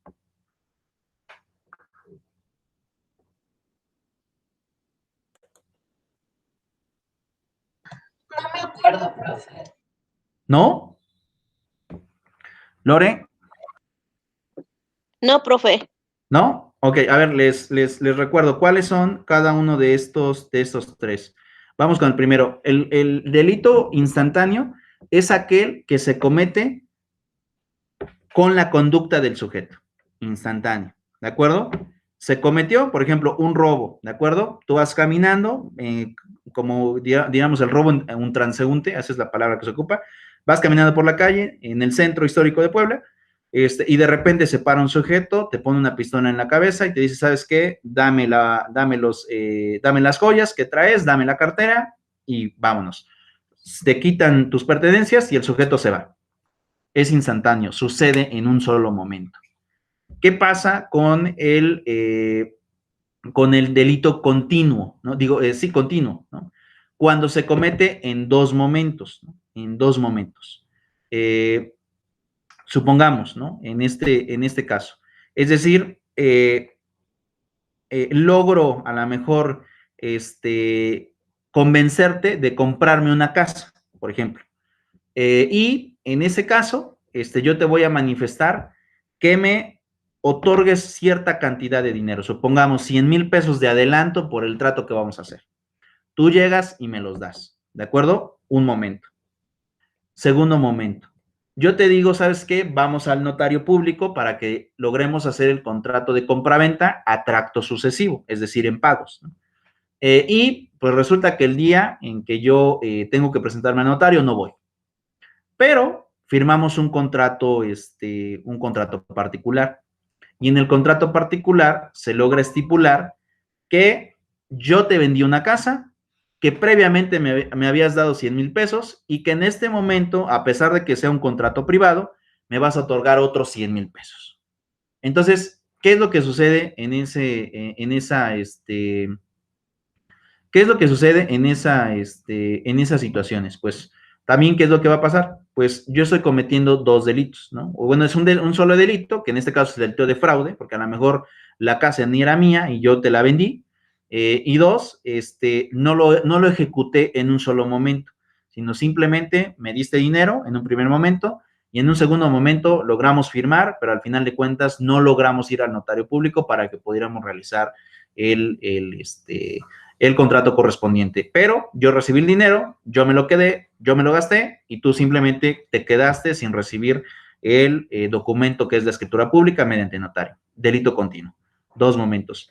Y el delito continuado, el que te dice de alguna forma, es un delito que no solamente se ejecuta en una ocasión, sino que se puede incluso cometer más delitos durante la comisión de uno solo. Un ejemplo, supongamos que te secuestran X a un X conocido, ¿de acuerdo? Lo secuestran, ok. Y durante el secuestro ya se cometió un delito. En este caso es que es el delito de secuestro. Ya hablaron con tu familiar, ya le pidieron dinero y tienen que pagarlo. Ok, vamos sobre esa parte.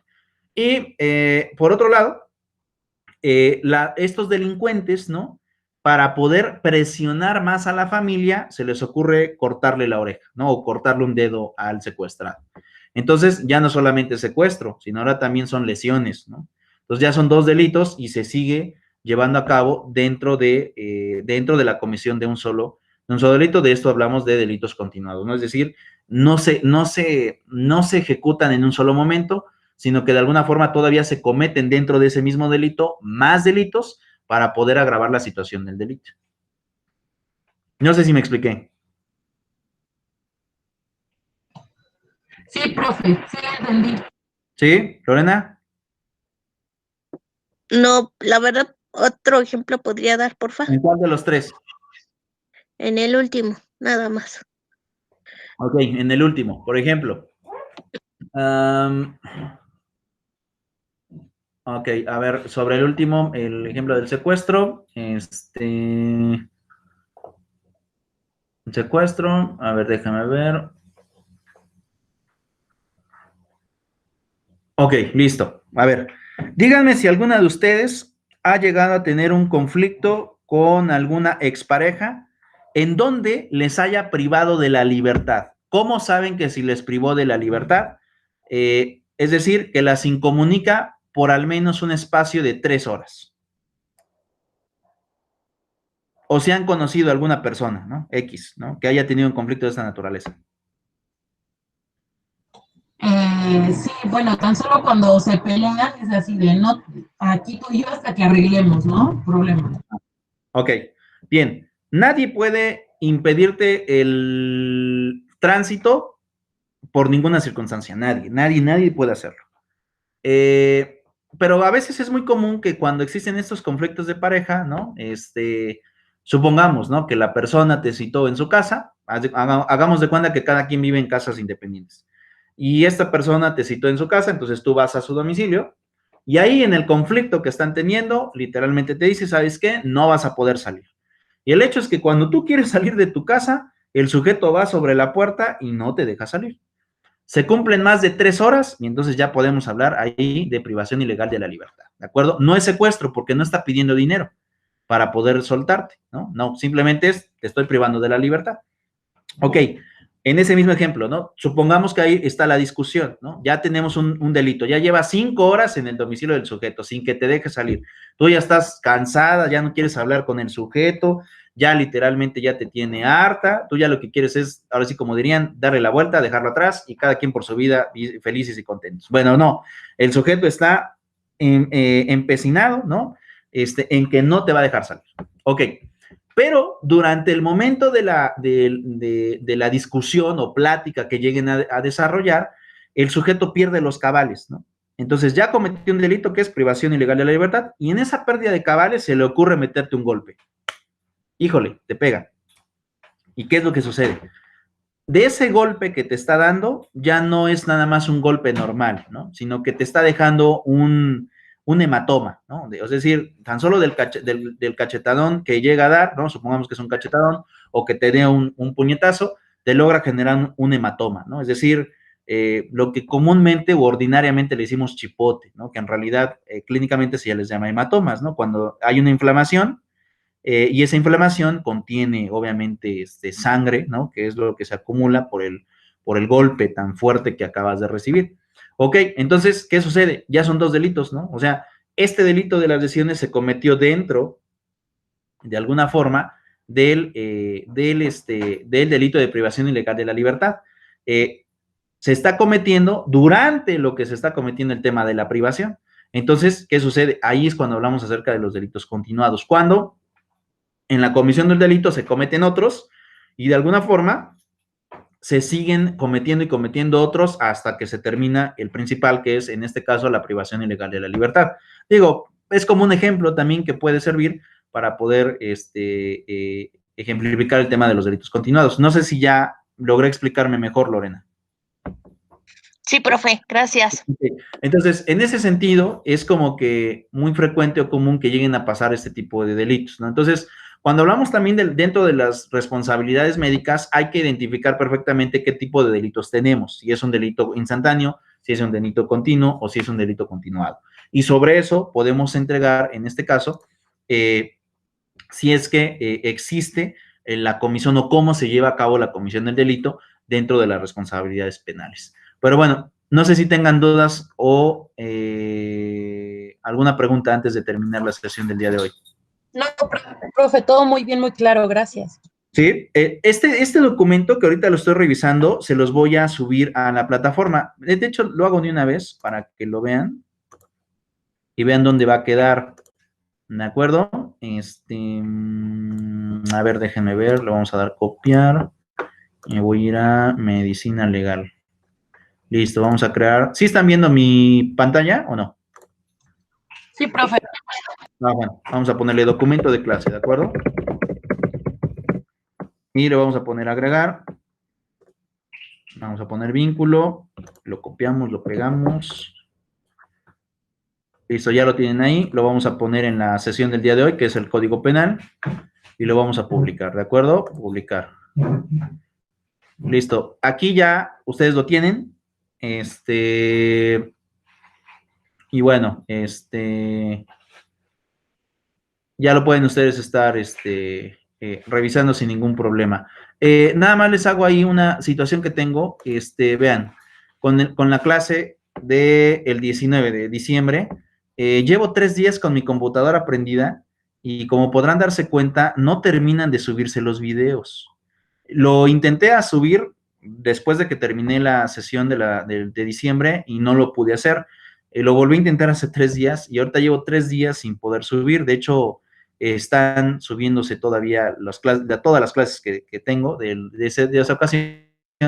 No sé qué pase, yo creo que es un problema de YouTube, pero en cuanto termine de subir las sesiones, ya las voy a anclar a la plataforma de Classroom para que las puedan revisar, ¿de acuerdo? Sí, profe, gracias. Ok, profe. Listo. Listo, pues bueno, les dejo y bonito fin de semana. Hasta luego. Bye. Bye, gracias.